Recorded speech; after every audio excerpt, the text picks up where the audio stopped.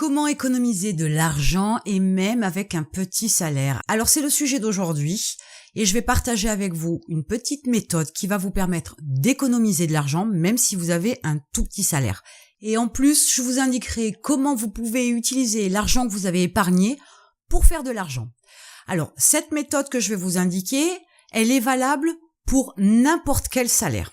Aujourd'hui, quand quelqu'un gagne 1500 €, il vit avec 1500 €. Quand une personne gagne 10 000 €, elle vit avec 10 000 €.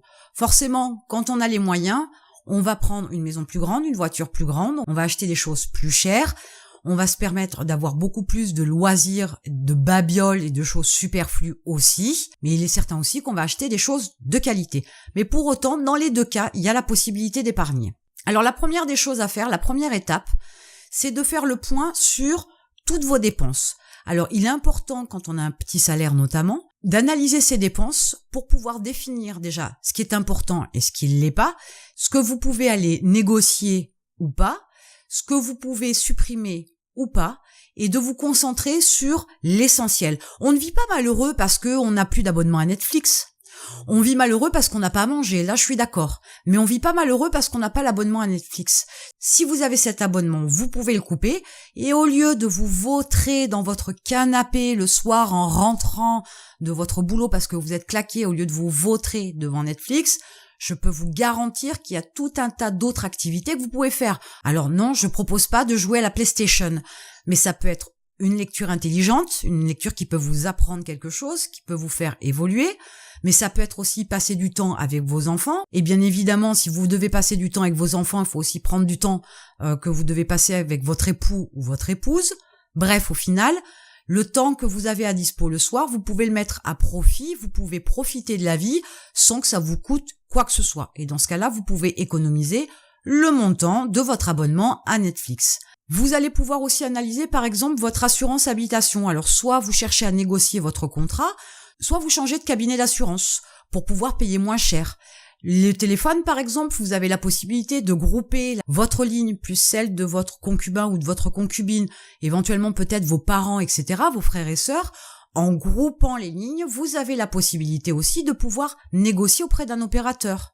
Ça, c'est le genre de choses que vous pouvez économiser facilement. Alors, je vais pas rentrer dans le principe du covoiturage ou des choses comme ça, c'est pas l'idée, mais en analysant les dépenses, il y a tout un tas de choses qu'on peut aller négocier ou on peut aller trouver une formule moins chère que ce qu'on peut déjà payer au préalable. Donc ça, c'est la première étape. En analysant les dépenses que vous avez, vous serez capable de couper ce qui est superflu, ce qui est pas important, vous concentrer sur ce qui est important et renégocier ce que vous devez payer quoi qu'il arrive, donc l'assurance habitation, la voiture, l'abonnement téléphonique, c'est des exemples parmi tant d'autres.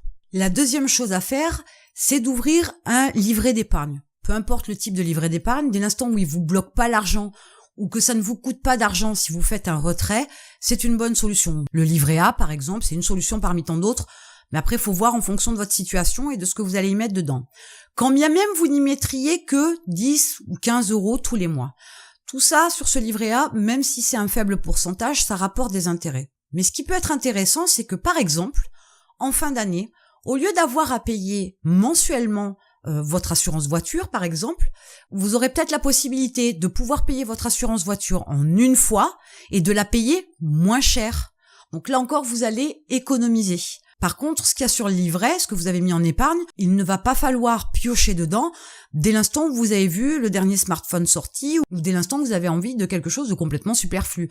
Sinon, il n'y a aucun intérêt à épargner. Donc là aussi, pensez que certaines fois, il est plus intéressant de payer en une fois que de payer des mensualités. Pour vous donner un exemple pour que ce soit plus parlant, si vous avez par exemple 30 € d'assurance habitation, ces 30 € sur les 12 mois, ça fait 360 €. Si à la fin du contrat, au lieu de payer en 12 mensualités de 30 €, vous avez la possibilité de payer 300 € au lieu d'être 360. Alors, d'abord, vous avez économisé 60 € et en plus, ces 30 € que vous payez l'année précédente tous les mois, eh bien, cette somme-là, vous allez directement la mettre sur votre livret d'épargne. Donc, ça va le faire gonfler d'un coup beaucoup plus vite. Et tout ça sans que vous puissiez vraiment vous en rendre compte parce que, de toute façon, sur l'année précédente, les 30 €, vous les avez payés. Donc, c'était inclus dans votre budget. Là, c'est pris, mais c'est épargné. Vous l'avez, il n'est pas dépensé. Et en réitérant comme ça tous les ans plus les bénéfices, Bien évidemment, ça fait pas grand-chose, mais petit à petit, l'oiseau fait son nid et on part d'un petit ruisseau et on arrive à une rivière un peu plus importante. Donc c'est non négligeable. Et enfin, le troisième point, ou la troisième étape, des choses que vous avez à faire pour pouvoir économiser de l'argent, c'est analyser la façon dont vous achetez.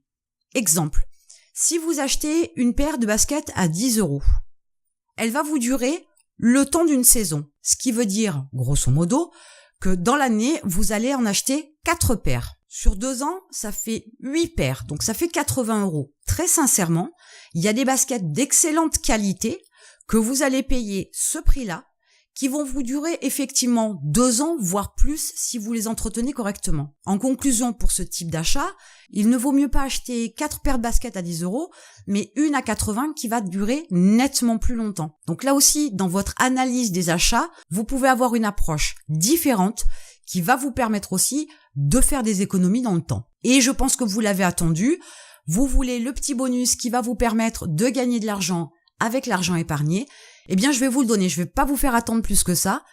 Imaginez qu'à la fin de l'année, vous ayez un tout petit pécule. Je n'imagine pas que vous ayez mis 10 000 ou 20 000 € de côté en une année, loin de là, mais le petit pécule que vous avez, c'est peut-être ce pécule-là, c'est peut-être cet argent-là que vous avez su économiser même avec votre petit salaire, qui peut vous permettre de démarrer une activité comme entrepreneur. Aujourd'hui, on peut démarrer tout un tas d'activités avec presque rien, pour pas dire zéro.